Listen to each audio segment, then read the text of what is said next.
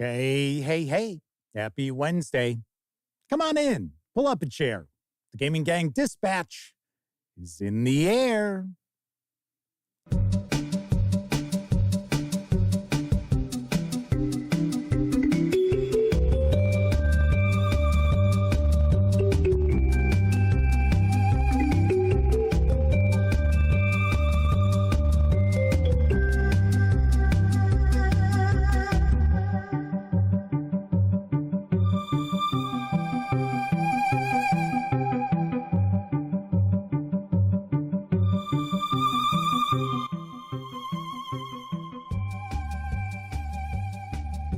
Howdy, gang, and welcome once again to the Duct Tape Studios.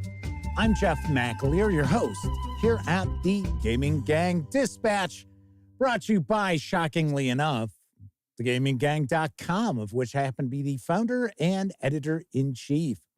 So welcome aboard, everybody. Tonight is Wednesday, May 15th, 2024. This is live stream 1056. Now, if you're not overly familiar with the show, let me point out, super casual around here. We're just hanging out, having fun, talking about the latest in tabletop gaming news, and then I'll usually pontificate on a subject that's related to our hobby, which I shall be tonight. That's right. It's going to be D20 versus D100. Dun, dun, dun.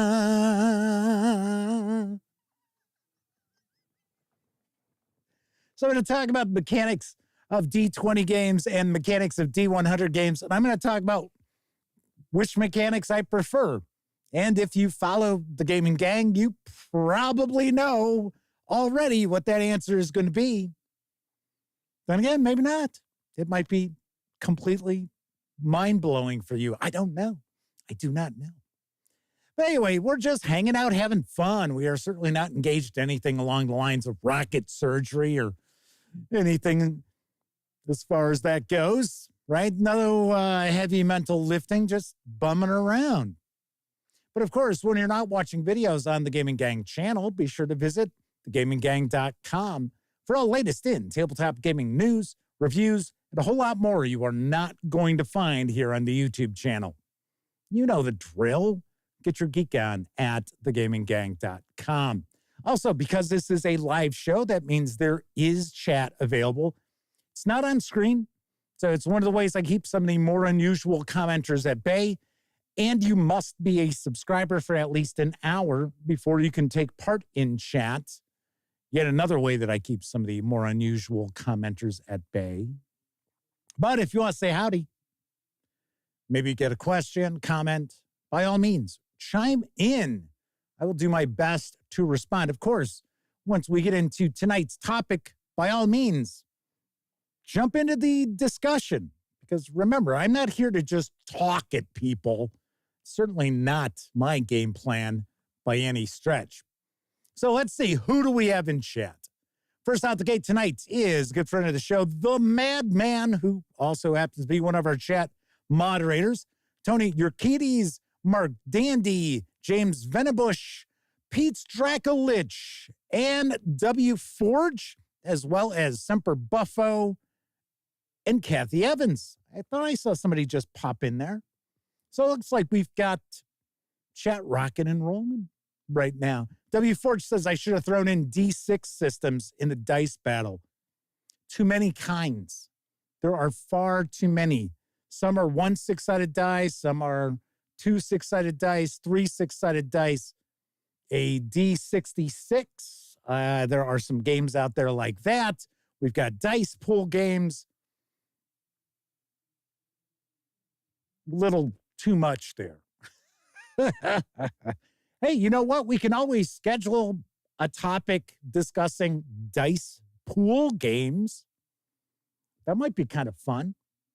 And Game Cat and Chuck Terrell are popping on in. Welcome to you both. So, anywho, do want to mention that I'm a little salty tonight. Not a ton salty, just a little bit salty.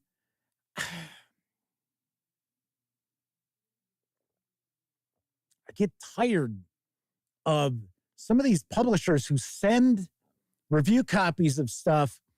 I do review videos, and then they can't be bothered to actually even acknowledge that the videos exist. And it's these marketing people that these publishers are bringing on board who think all they should be doing all day long is just posting advertisements on social media.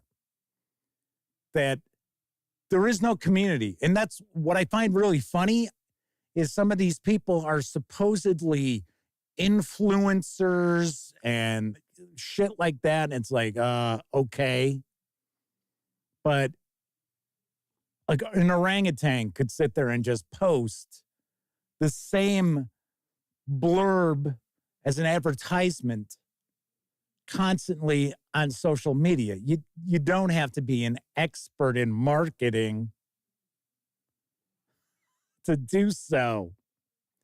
So it's getting to the point where I'm just going to deprioritize those publishers. I mean, I'm still going to do reviews. It's just I'm not going to bust my ass to get the reviews out there as quickly as I can. I am going to focus more on publishers who are like, oh, hey, check out Jeff's review of this or check out Sammy's review of that. Not the crickets. Like I said, it makes no sense. Why bother sending a review copy of something if you couldn't care less what we have to say about it when we're very positive? Like, save your money then.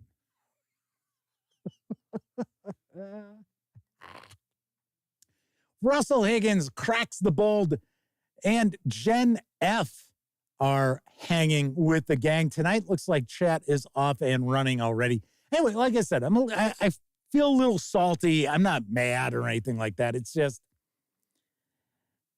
it can be kind of frustrating that, you sit there, you read through 400 pages of the book,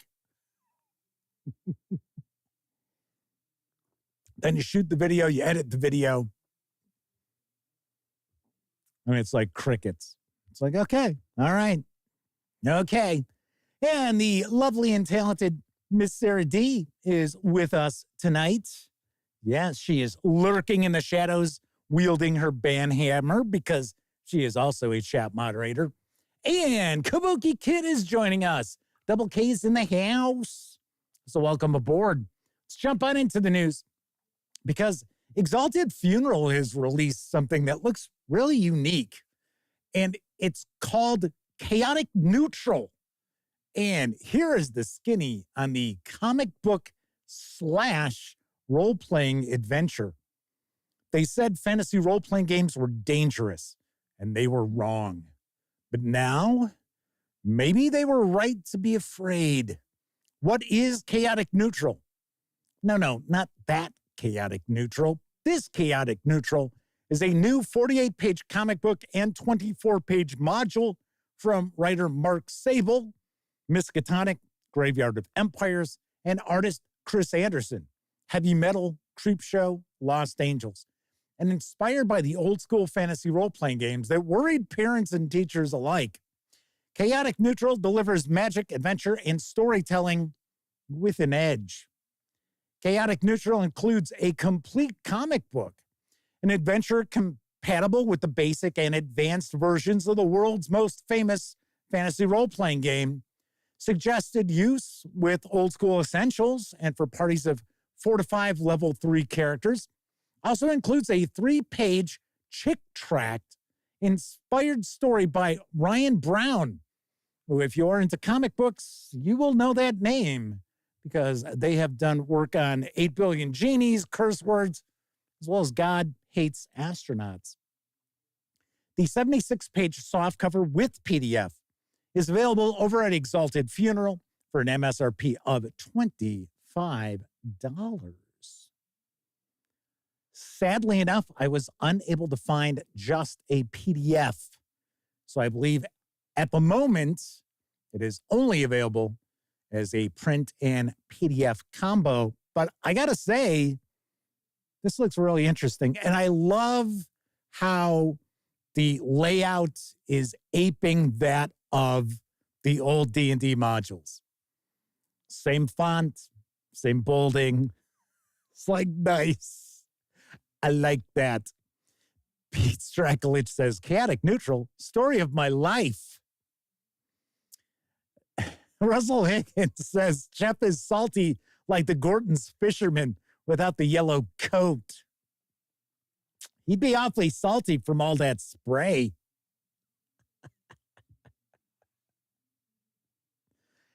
Cracks the Bold says, was that made by my ex-wife? But I wanted to share this with you because this looks really unusual in a good way, though. So I thought, well, you know, it's like a graphic novel and adventure. And I don't think they were skimping on the adventure. Lord Cos 2000 is popping on in. Welcome aboard.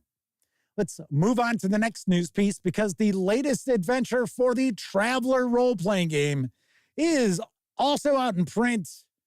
I've got the dope on Reach Adventure number 8, Maker God, from Mongoose Publishing.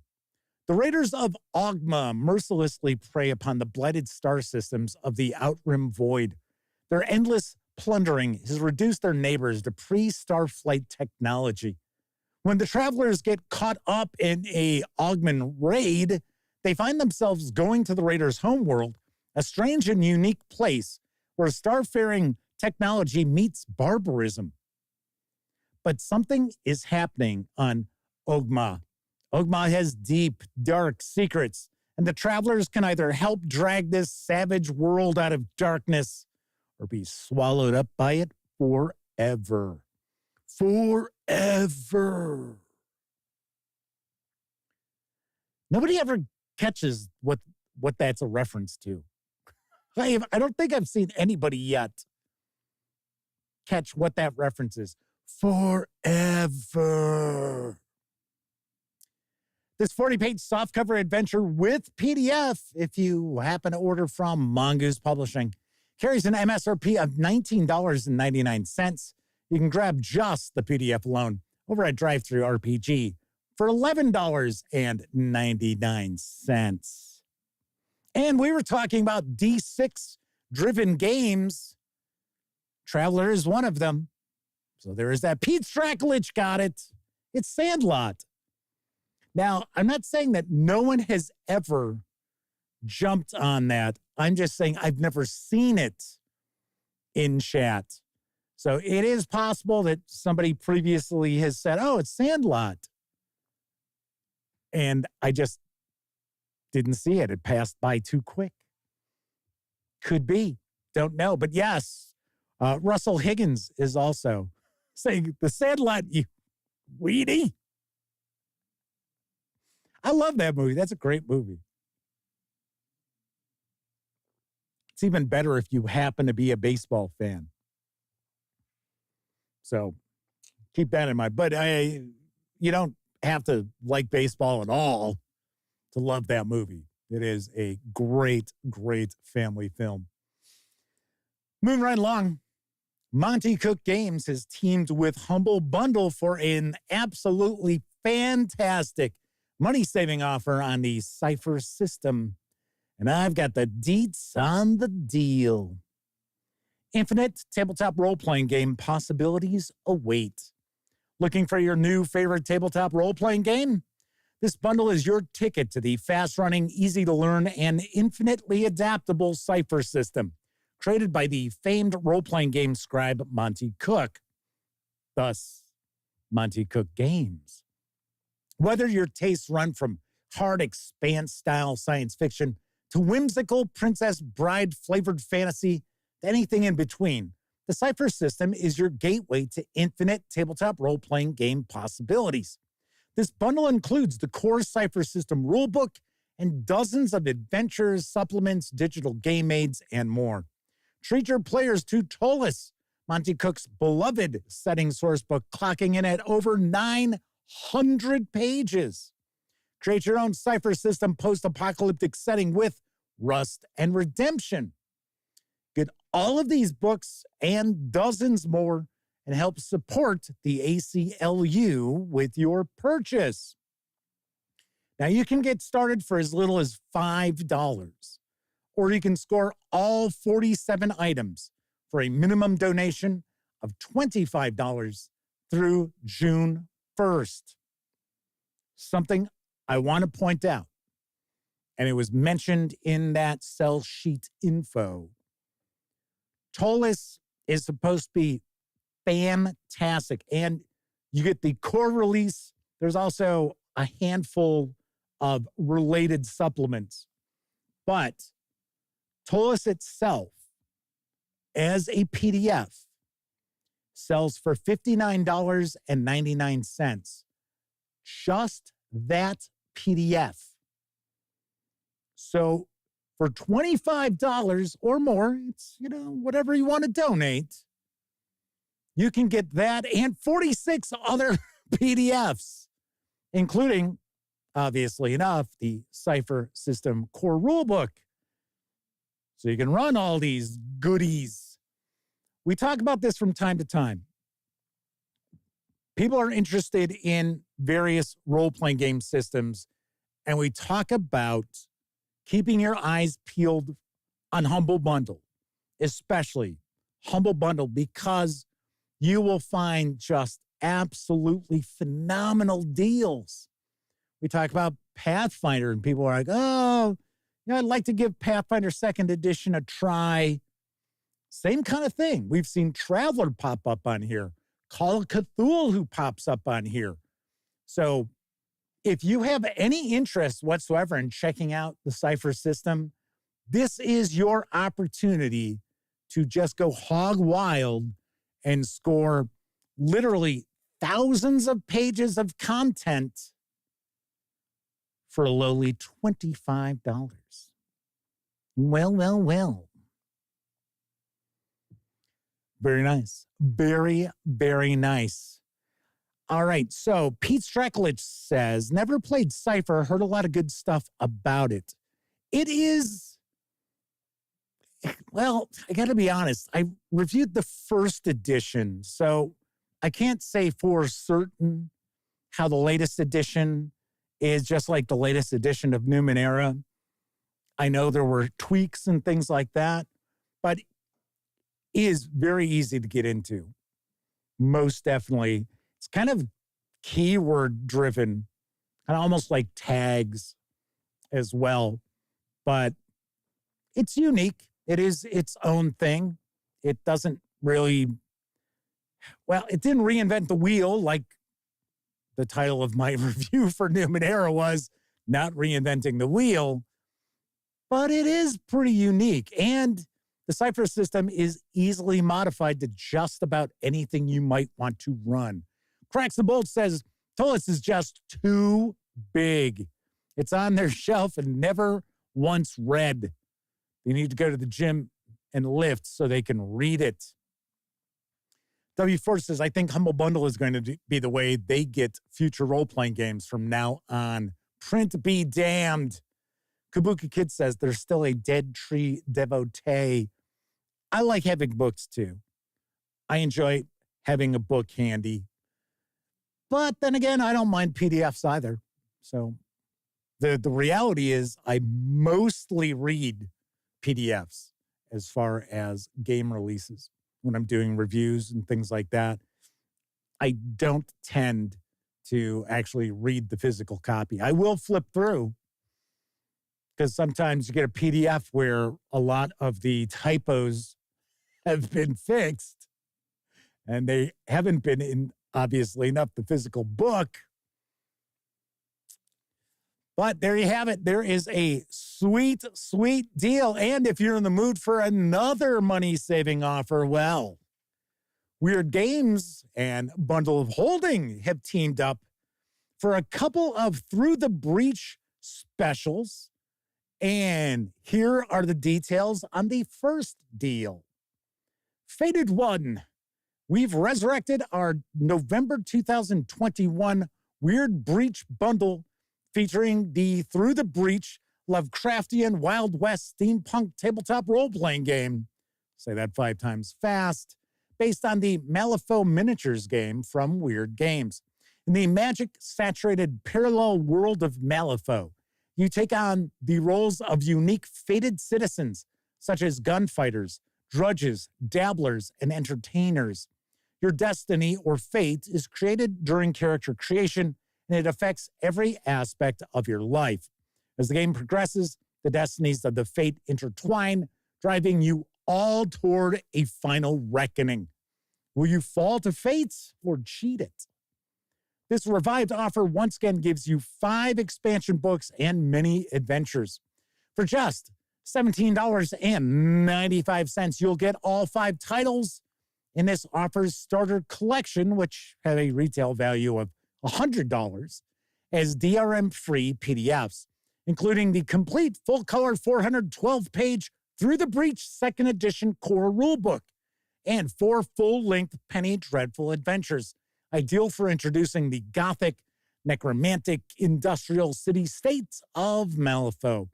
There's Days Without Accident, Fire in the Sky, The Obsidian Gate, and A Stitch in Time.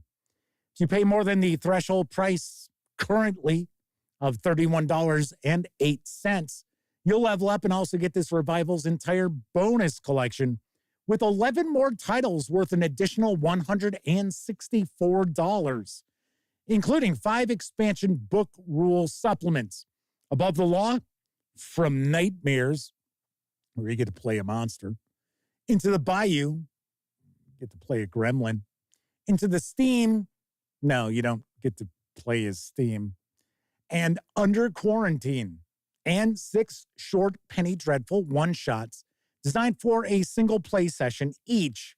Bubbling Up From Below, The Octomi Shuffle, Jurassic Fox, The Show Must Go On, Solurid Showdown, and Uncontainable. These savings run through June 3rd, and 10% of your payment after gateway fees will be donated to the Cancer Research Institute. There you have it. Another role-playing game that I would be interested in taking a peek at. I certainly would. Years and years ago, I stopped by Wyrd Games at Gen Con to kind of chat. And unfortunately, nothing ever came about from it. But really like their sculpts for their miniatures, too. And I know they're pretty popular. Malifaux is pretty popular. So not too familiar with Through the Breach, although there is a lot of content out there for it. So there is that. Very nice. Very nice. Cracks the Bolt says they're waiting for White Box Cyclopedia by Spawn. Wish you would hurry up. W. Forge asks, does your link to the Humble Bundle get you any money back for the referral? It does not. It will not. So if you are familiar with the Dispatch, you know all of these news pieces will be articles on thegaminggang.com. Sometimes before they're shared on the show. In this case, all 5 of these news pieces will go live on thegaminggang.com tomorrow at, 5 a.m. Central Time. But the only affiliate I'm of is the One Bookshelf. So those are the only links that I share that if you follow that link and make a purchase, I get a portion of that sale. Nothing else. And once again, if you are familiar with the Gaming Gang, you know if there is a link out there, I will share it for you. A lot of outlets don't do that. They do not share a link to the publisher or the item, which, I don't know. Are they afraid to share some SEO juice with another website? There's ways to avoid that and still use links. I don't know. I do not know. But very nice. Granted, not as rocking and rolling a deal as that Cypher system deal is. But still, nonetheless, you're looking at, what, $265 worth of PDFs for $31.08. Pretty cool. Pretty cool. Geo Rock number 1 is stopping on by. I believe it might be a first-time visit in chat. Welcome aboard. Make yourself comfortable. Let's wrap up our final news piece because the vampire game Eat the Reich has now arrived in print and PDF. Here's the latest from Rowan, Rook, and Decard. The year is 1943. You're a team of crack vampire commandos with one mission: drink all of Hitler's blood. Eat the Reich is a tabletop role-playing game in which you, a vampire commando, are coffin-dropped into occupied Paris and must cut a bloody swath through Nazi forces en route to your ultimate goal: drinking all of Adolf Hitler's blood. It's written by Grant Howitt and illustrated by Will Kirkby.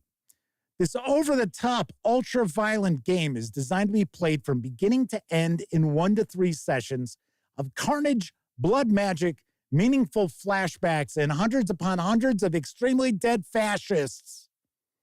It tells one story. It tells it loud, and it tells it brilliantly. That's, their words.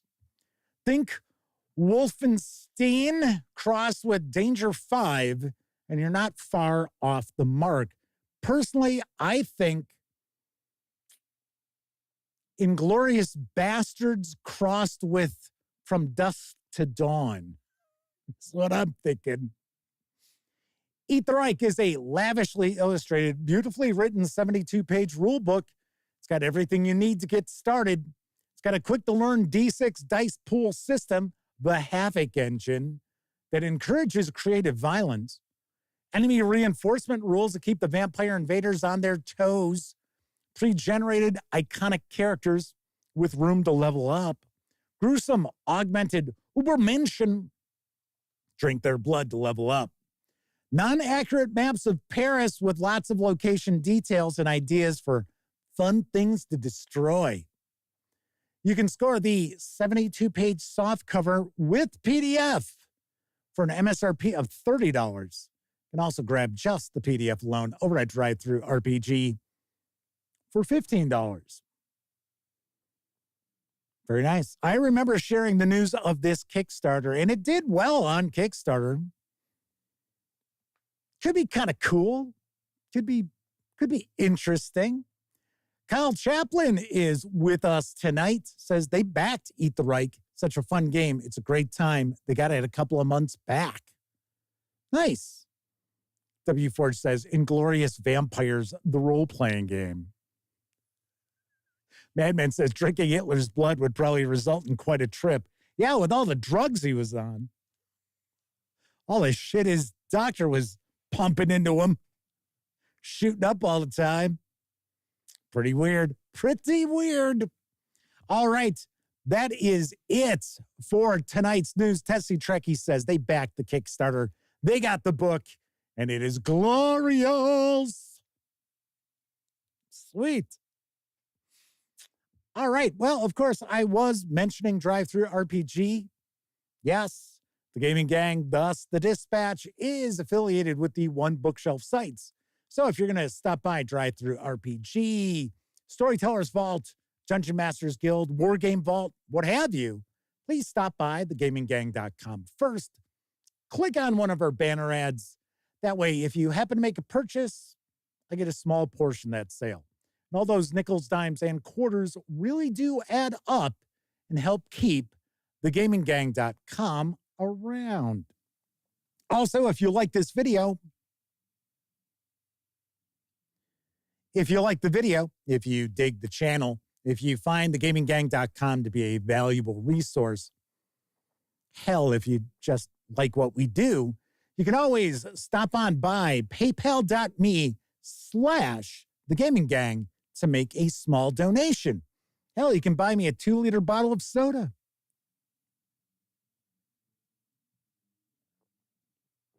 delicious. Yes. And there are folks out there who stop on by paypal.me/The Gaming Gang and make not so small donations. Yes. The Madman is one of them. That's why he's a friend of the show. He's a friend of the channel. He's a friend of the outlet. But a big thank you to all of you out there who use the banner ads and or stop by paypal.me/The Gaming Gang. Much appreciated. Let's see. JD Soul 3002 is with us tonight. Says, probably like the Harkonnen water, too many chemicals. That's it. Hitler was drinking Harkonnen water. That's what it was. Very nice. Very nice. So we are going to get on into my topic of D20 versus D100 in a few moments. Before we do, I have a little random musing I want to float out there because I'm kind of curious what folks think of this. So very recently, Wizards of the Coast, you know, my good friends over at WotC, revealed that iconic box art from the basic box, where it was the dragon, it's Larry Elmore work, the dragon, and you see the back of the warrior attacking the dragon. Well, Wizards of the Coast has revealed that the warrior is a woman. Now, personally, I have absolutely no issue with that whatsoever if it wasn't so obvious that it's a man. It's a man. And the artist who painted that, Larry Elmore, has indicated it's a man. What is it with Wizards of the Coast that they just have to go and piss on everything for Dungeons and Dragons that was around prior to Wizards of the Coast purchasing TSR? It seems like they get the rocks off on it. It really does. There's absolutely no reason whatsoever to retcon that cover. Like I said, it doesn't matter the sex of the warrior. Could be a transgender warrior. Like I said, does not matter. If that was the case originally, to me, it feels like Wizards of the Coast has nothing better to do than just virtue signal all the time. Because you know damn well, the powers that be at Hasbro don't give a shit about any of this stuff. If they could put swastikas on the not new edition of Dungeons and Dragons characters in these books, thinking that they could make a couple of bucks more, they would. They certainly would. So come on.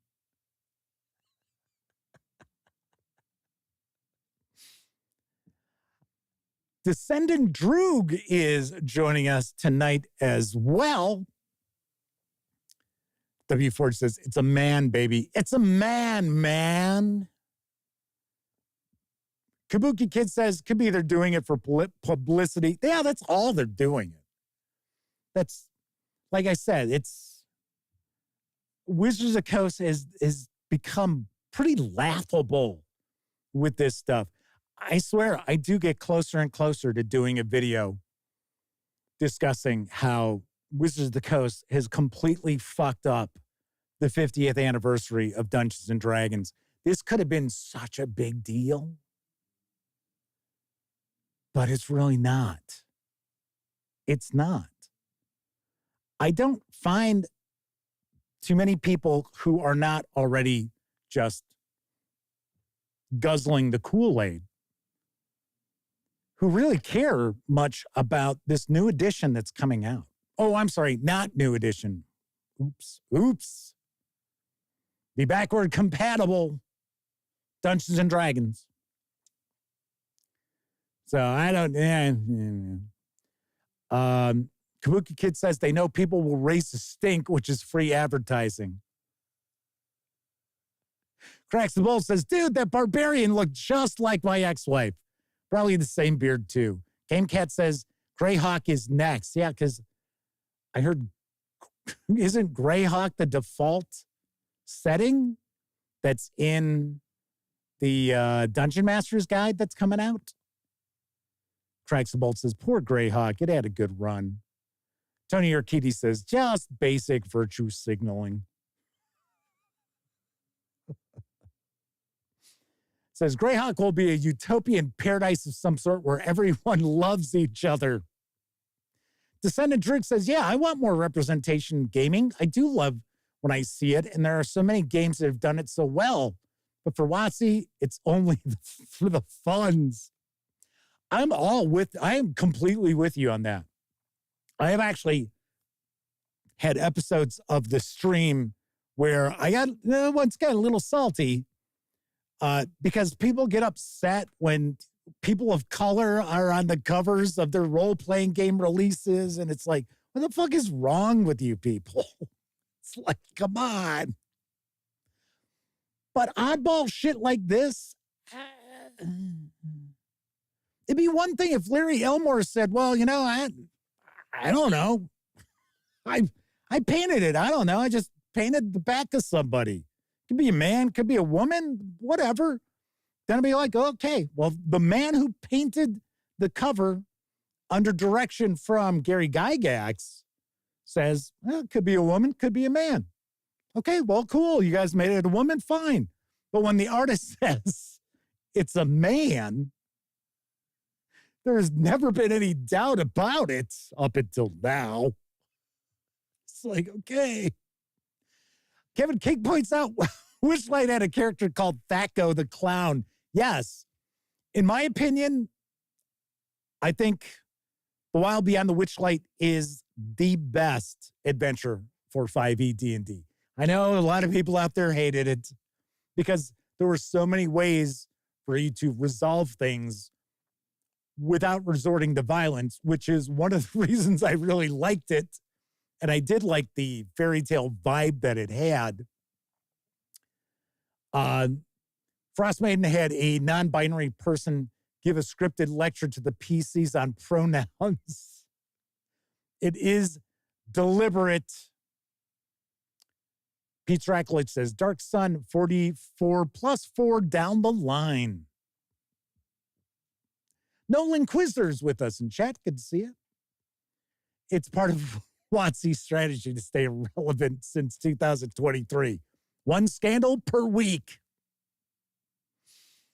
Yeah, W4 says, the real question is, what's the gender of the red dragon? And amazingly enough, that dragon doesn't have an alignment. That dragon is actually trying to be very helpful to the warrior there. You just misunderstood that painting. I'm sorry.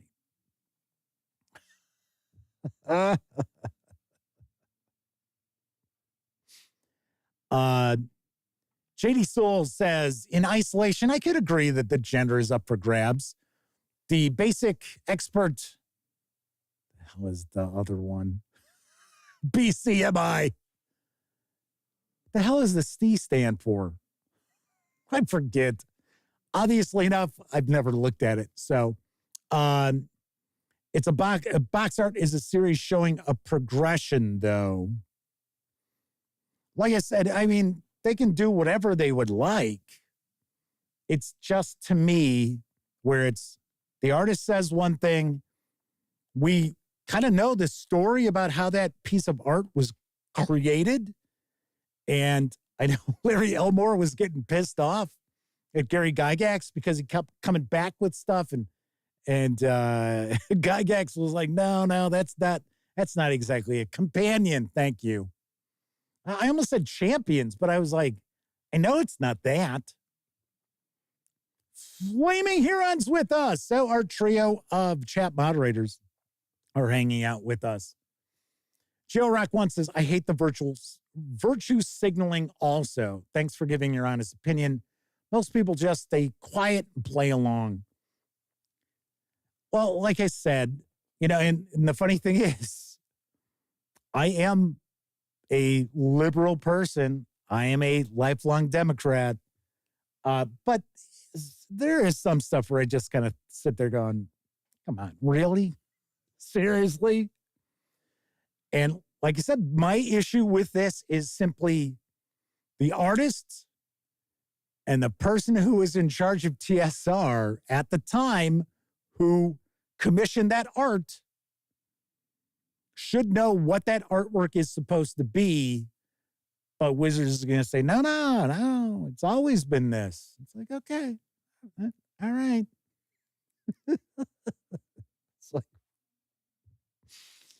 It's just silly, in my opinion. To me, it's just silly. And sometimes it almost feels like Wizards of the Coast wants to appeal most to people who don't give a shit about their game anyway. So it's like, I don't know. All righty. Anyway, we will be getting to the topic at hand tonight. I figured I'd rock through the news pretty quickly. And it is D20 versus D100. Talk a little bit about those and which I feel is the best out of those two choices. But first, I think it's time for a brief intermission.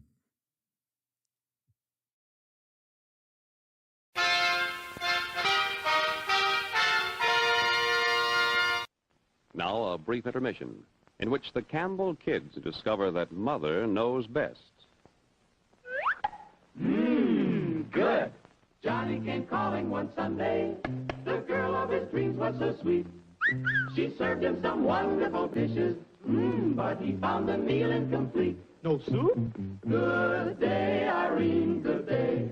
Goodbye, he sighed. To get the punch of soup for lunch, I'll seek another bride.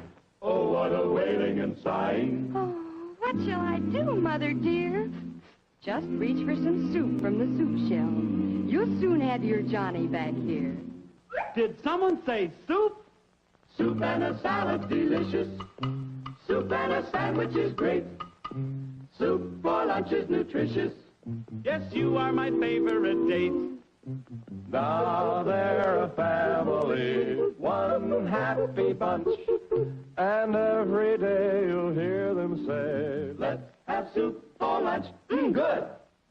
How's this for lunch or light supper tomorrow? Lean, tender pieces of beef, plus juicy golden egg noodles and rich, full-flavored beef stock. That's Campbell's Beef Noodle Soup, a grand lunch or light supper. Here's Elsie's Skating Club. Isn't Elsie graceful? And look at Elmer. I'm cold. So Beulah says, let's go in and warm up. I know just the thing for that, says Beauregard. Hot Borden's Dutch chocolate. Yes, sir, delicious Borden's Dutch chocolate, ready to use right from the carton. Full of good milk nourishment, plus the extra good chocolate flavor of real Dutch cocoa. Just the thing when you come in out of the cold, or any time. Borden's Dutch chocolate, made with real Dutch cocoa, tastes so good. Makes you feel so good, too. And it's ready mixed. So easy to use right from the carton, hot or cold. Ask your mom to get some today. Borden's Dutch chocolate. Giddy up, giddy up, giddy up. Buy Borden's today. We're here to persuade people to drink more Wilkins coffee. What's the club for? To get their attention.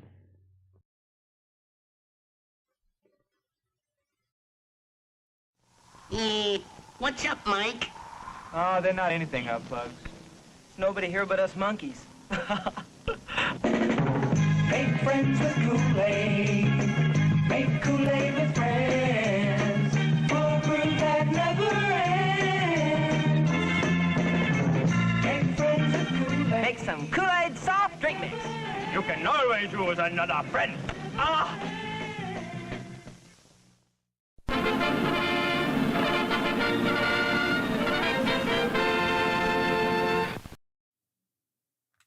I have to admit, that was not the intended intermission video for today.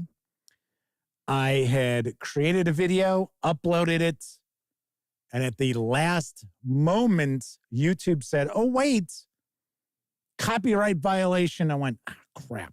So I recut it with something else, uploaded that, and I thought, okay, we should be okay.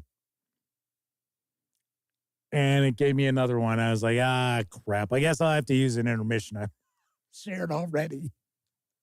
Womp, womp, womp. All right. The Badger is with us in chat. Welcome aboard. All right. So tonight's topic is a discussion of mechanics. So D20 versus D100. And when I talk about D20, I am talking about essentially your core mechanic for action resolution is to roll a 20-sided die. Somebody had said my hand movement and the dice with my mouth looked weird, so I will hold the die over here. Anyway, roll a 20-sided die, and you are looking to roll higher than a target number, equal to or higher than a target number. That is essentially the D20 mechanic. Now, there are games out there that utilize a 20-sided die that you're trying to roll low. An example is the 2D20 system from our friends over at Modifius Entertainment. That is not the case. So D20 is rolling high on a 20-sided die. D100, otherwise known as percentile dice. So Shadow Doll said, never worry about being weird, Jeff. Own it. I didn't realize I was doing something weird. Anyway, Shadow Doll's with us tonight, as is Lenny Blade. Welcome aboard. Anyway, D100, which myself personally, I always refer to as percentile. It's, to me at least, a relatively modern term for rolling percentile dice. We call it a D100, but that's fine. That's how it is. So a lot of games will utilize the D100 mechanics, and you are looking to roll lower than. So equal to or lower than a certain percentage. So Call of Cthulhu is a great example of this, as is Warhammer Fantasy Roleplay. That is also a percentile system. In fact, I want to say that, in my opinion, I think the system that Warhammer Fantasy Roleplay uses actually has some cool little twists to the percentile dice, or the D100 mechanics.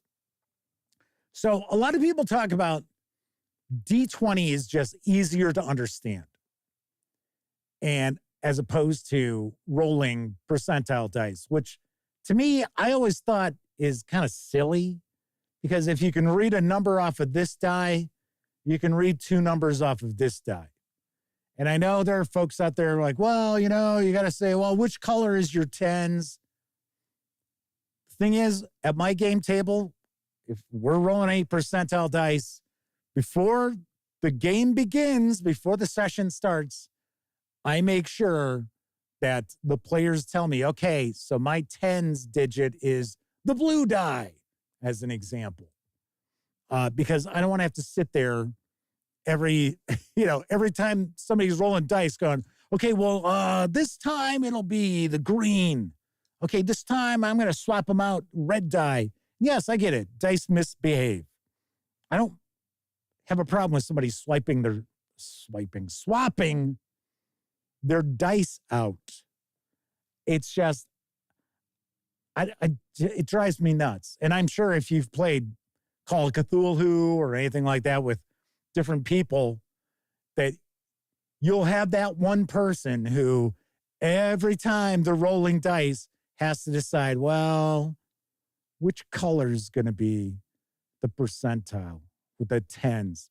But then again, there are many dice sets which already have a tens die. Pretty easy there too.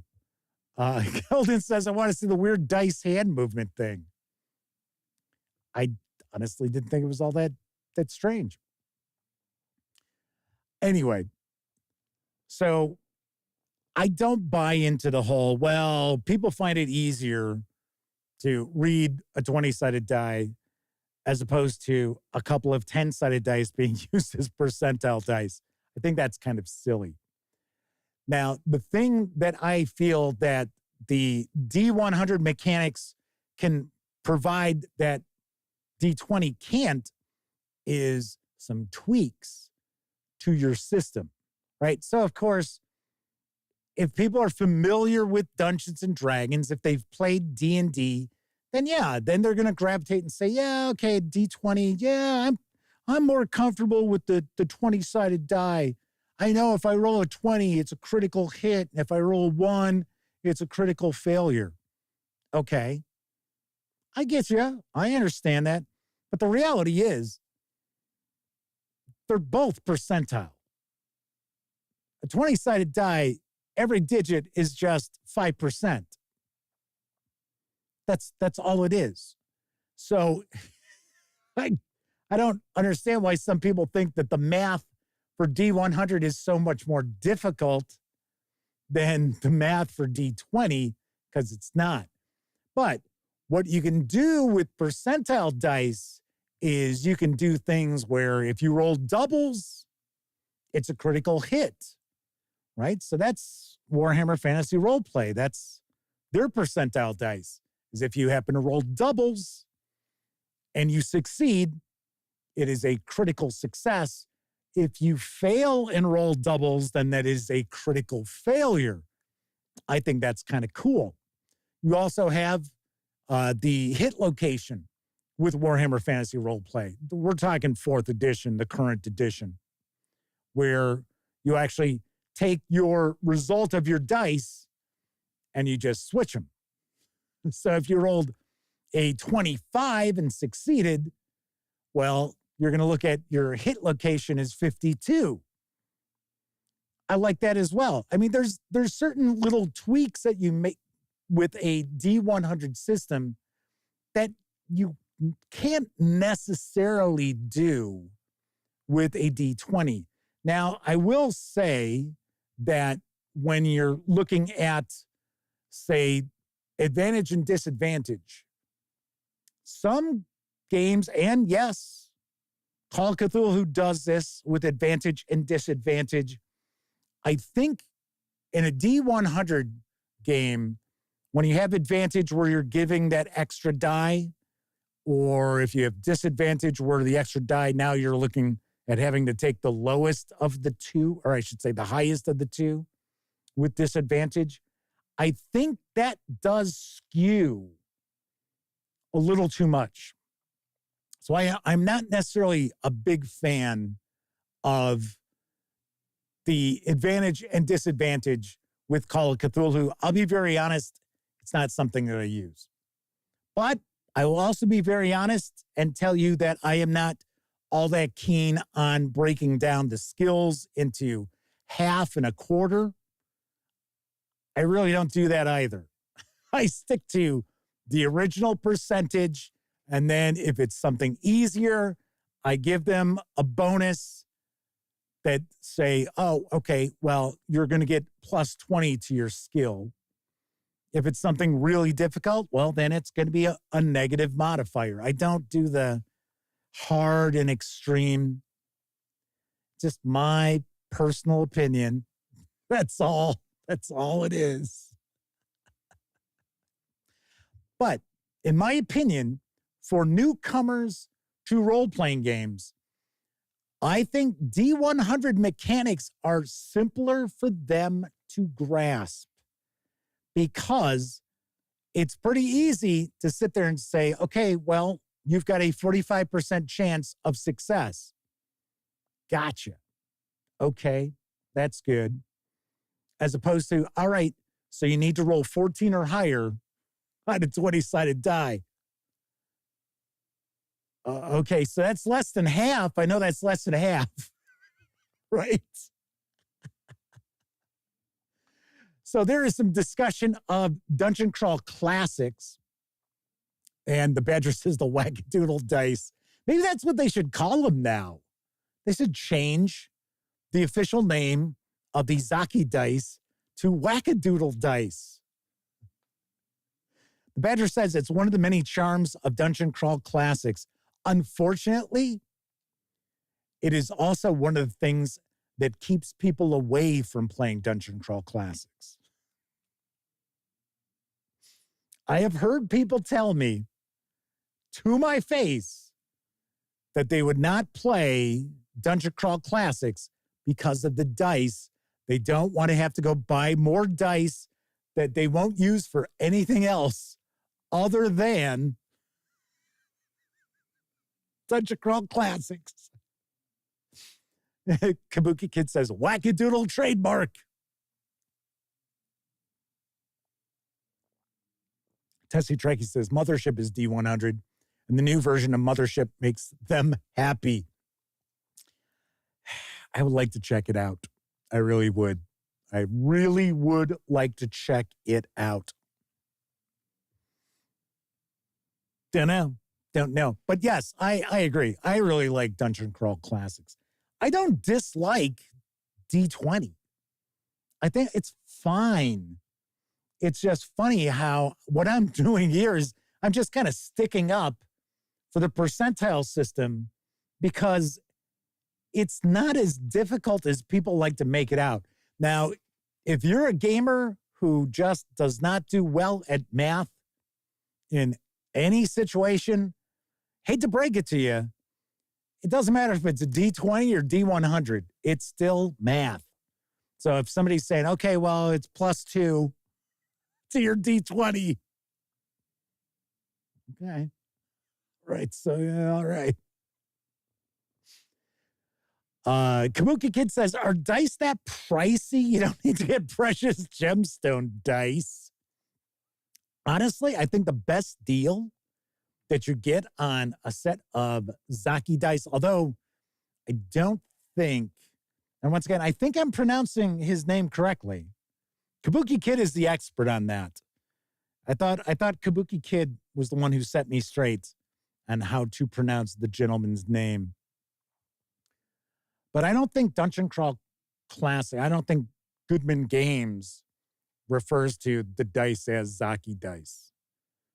I just think they refer to them as DCC dice.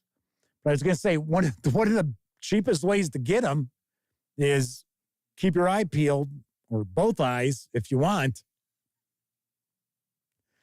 on the Goodman Games website for when they do the specials for like the introduction to Dungeon Crawl Classics, because they'll usually bundle a softcover edition of the core rulebook with an adventure as well as a set of dice. So the Badger says the set of wackadoodles in the tube is $35. Yeah, and the funny thing is, I think, if I remember correctly, because that's how I got my Dungeon Crawl Classics, was I bought it. I saw that they had a introduction to Dungeon Crawl Classics special going on. And if I remember correctly, I think it was $50. So I think it was $50 for the softcover core rulebook, which is 300 and some pages long. And I want to say it's the Harley Stroh adventure. It's the Starless Sea, Sailors on the Starless Sea, if I remember correctly. I think that's the title to it, which is a classic funnel adventure. And it also included the tube of dice. And funny enough, I got one wrong colored die in the set. I was like, really? So I emailed Goodman Games and I said, hey, I sent him a picture. I said, I've got all one color and then this. I was like, would you mind sending me the correct color? Kabuki Kid says, yes, Zaki is accurate for how to pronounce Zaki. Well, there we have it. There we have it. Cracks the Bull is saying they're trying to Google some D100 fantasy games. So far, it's RuneQuest and Warhammer. Mithras is D100, right? So someone can point me in the correct direction there. In fact, I thought Mithras is, in essence, RuneQuest. So it's the RuneQuest rule set, which is actually where for the most part, D100 mechanics emerged from. I think somebody in chat had asked, did D100 come by way of Star Frontiers? No, they did not. D100, to my knowledge, and I could be absolutely incorrect here, but percentile dice mechanics came from RuneQuest. At least it's the first popular role-playing game which had that. And if memory serves, the first edition of RuneQuest came out 78, 79-ish. And I thought Star Frontiers is like 80, 81-ish, somewhere around there. So there is that. I believe there is a D100 fantasy. I know I have seen that on Drive-Thru RPG. In fact, I think right now it's a bestseller. So there is that. Chris Lundgren says, what's weird about percentile dice rolls in Osric, for those coming from 5e, is the roll under. I had to explain to a new player for 45 minutes. They were so confused. That's just bizarre. So, okay, so in 5e, you were trying to roll high on your 20-sided die.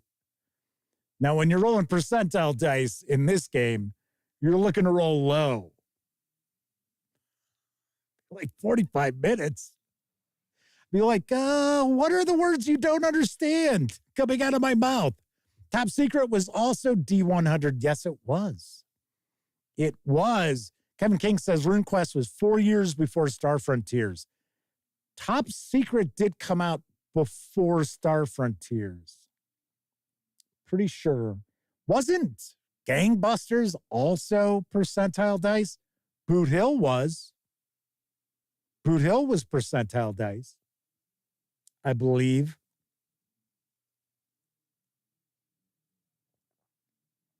Isn't that weird? TSR's big game was Dungeons and Dragons, but many of their other role-playing games that they released did not utilize that mechanic. Just shows you how it was back in the day, where you would have companies that, you know, they didn't necessarily have a house system. Chris Lundgren said, she said it wasn't logical. And funny part, she was a math teacher. There you go. That's why you had the problem. We had to explain. We play again with her this next Sunday. Hope she got it by now. It's not logical. What's not logical? You got a percentile chance. Roll these two dice, and the number has to equal that or be lower. Logic has nothing to do with it. It's like, what the fuck? People are weird.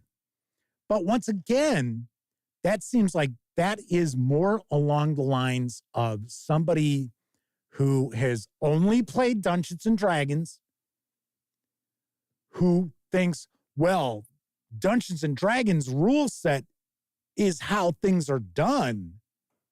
That is, manna from heaven. Because you do run across people who are like that, who have never played anything other than 5e, and they will argue, well, that's not how D&D does it. That's kind of like, well, who gives a shit how 5e does it? That's how it's done here. All right? My answer to that was always, well, we're not playing Dungeons and Dragons. But thankfully, I have never had anyone at my game table who was just so enmeshed with 5e.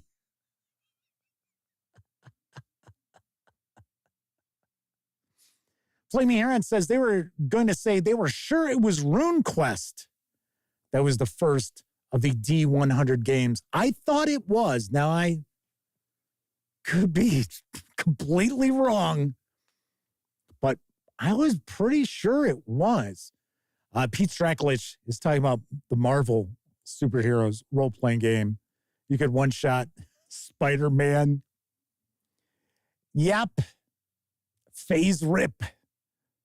How many different Marvel games did TSR have? Wasn't it 3?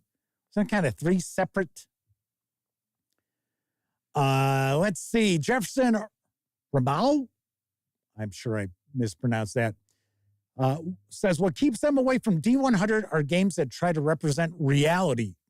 These games tend to be very mechanically detailed. These days, no one I know has time to learn this stuff. Give me an example. You're kind of floating a straw man out there.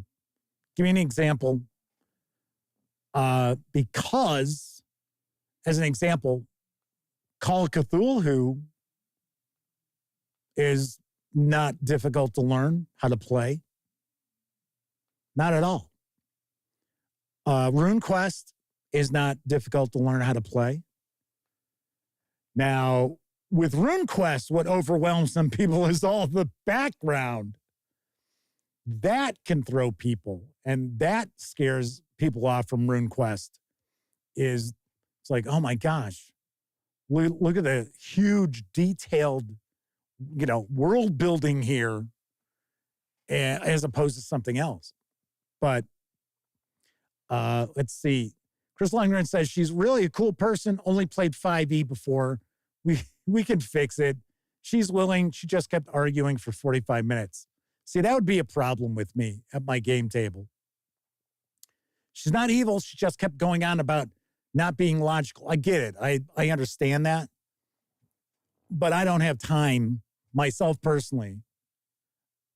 I don't have time to sit there and argue mechanics of a game with somebody. So if this is just a mechanic that's built in the game that you are barely going to utilize, we're talking Osric here. Osric is not a D100 system. It's not a percentile-based system. It is a D20 system, not exactly the D20 we're talking about, but you are still rolling 20-sided dice. You're not rolling percentile dice for success or failure at all things. It's just on occasion, you might have to roll percentile dice. But then again, got to keep in mind, that's one of the reasons why Advanced D&D, Osric, anything that's built off of the old D&D, not every edition, but some of them, that's what makes it clunky is, okay, well, for a thief, some things you're rolling percentile dice and some things you're rolling a 6-sided die. And it's like, what? Same thing with like fighters or like forcing open a stuck door. It's like, okay, well, now you're rolling a 6-sided die. It's like, really? Why? Why am I rolling a 6-sided die?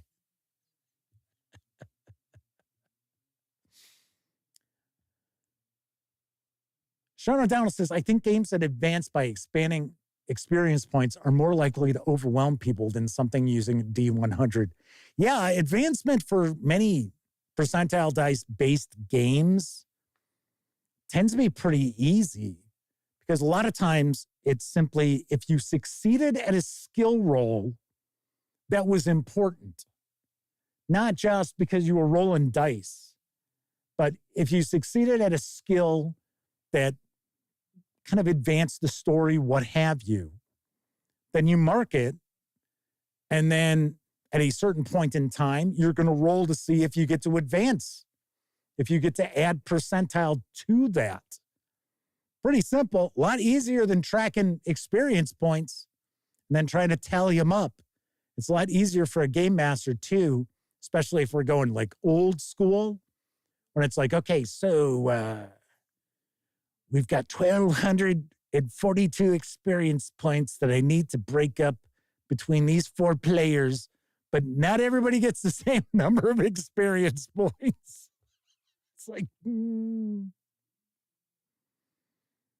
See, now, once again, I am not knocking the OSR. I'm not knocking D20, anything like that. I just, for myself personally, I think if you're introducing people to role-playing games, if they're not stuck on having played Dungeons and Dragons, that is, I think most people find that a D100 mechanic-driven role-playing game is easier for them to grasp pretty quickly.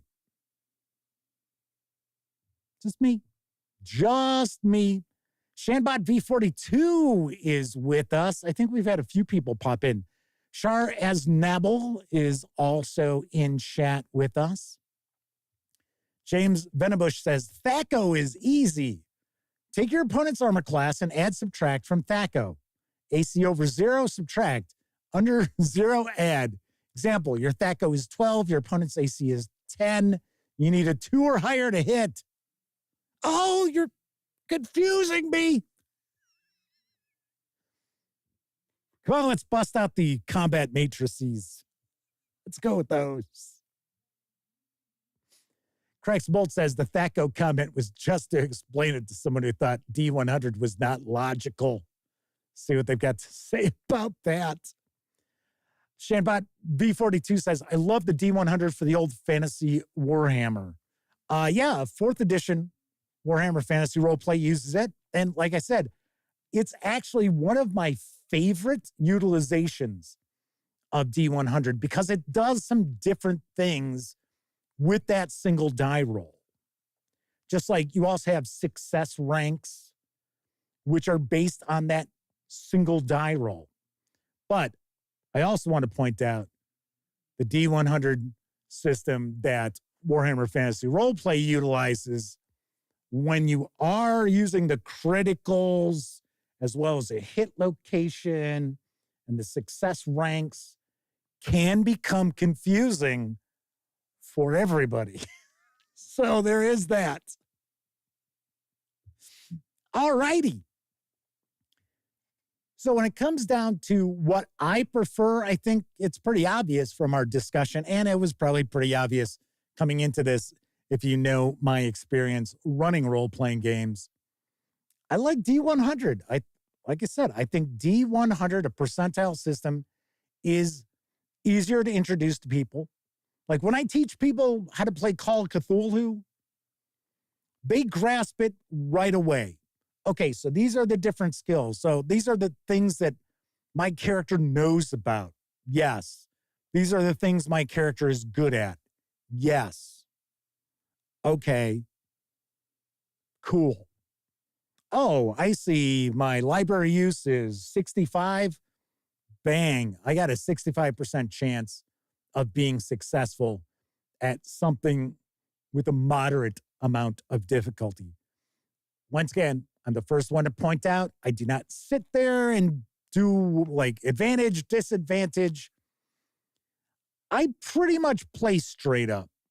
I don't sit there and do a lot of, oh, well, it's going to be more difficult, so minus 15%. I already told you, I don't really do the hard and extreme breakdowns for 7th edition Call of Cthulhu. So we talk about this all the time. I don't really care that much about rules, just as a skeleton for how we're playing the game. Flaming Heron says they understand percentages easier than explaining target numbers. Yeah, I get you. I agree. All right, so that is it for this time out. Do want to share some things that have arrived in the mail today. So remember, I was talking about that new Kickstarter that the Sons of Singularity have for the Sassoon Files 2nd edition. Well, the fine folks over at Sons of the Singularity sent me a couple of releases. So they sent me the Indochine book, the journal Indochine, or Indochine, Indochina. I can barely pronounce English. Come on. So this is a scenario book and setting book for Vietnam. And I believe it's 1920s to the 50s.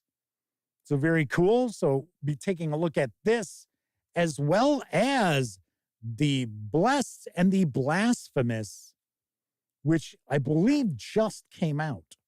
I think this was their previous Kickstarter. Let's take a peek here. It is North Africa at the onset of World War II. Wow, pretty nice. So one thing that we have noticed is that the Sons of Singularity release Call of Cthulhu content that isn't just your usual Miskatonic Valley stuff. So very nice. And then, of course, I also got Cults of RuneQuest of the Lunar Way. So stay tuned. I will have a review of this in the very near future, as well as this and this. Sweet. Very cool. A lot of goodies on the horizon. Alrighty then. So if you were watching live, thank you very much. If you watched live and took part in chat, a bigger thank you. Because not only are you keeping me company, you're keeping each other company as well. But of course, I know a lot of folks out there don't have an opportunity to watch live. Doesn't matter if you're watching live or on Memorex. Thank you for tuning into any of the nearly 2,000 videos here on the Gaming Gang channel. Yes, thank you very kindly. Of course, if you like this video, don't forget, give it a quick thumbs up. Subscribe to the channel if you haven't, and if you do subscribe, ring the bell, because it'll not only let you know when the Dispatch streams live Tuesday, Wednesday, and Thursday evenings, right here on YouTube at 7 p.m. Central. It'll also let you know when I upload other videos, such as today's review of Pathfinder Monster Core from Paizo Inc. Yes, I share my thoughts. The Pathfinder Remastered Monster Core. It's the initial bestiary for Pathfinder. And I liked it. I'll kind of steal a little thunder from that review. I did like it quite a lot.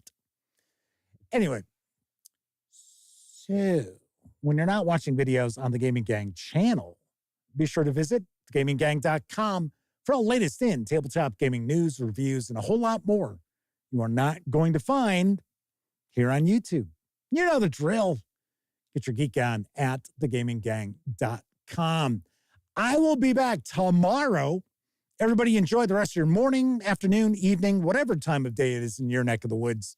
And of course, as always, I certainly hope all of you get to enjoy plenty of great gaming with your gang.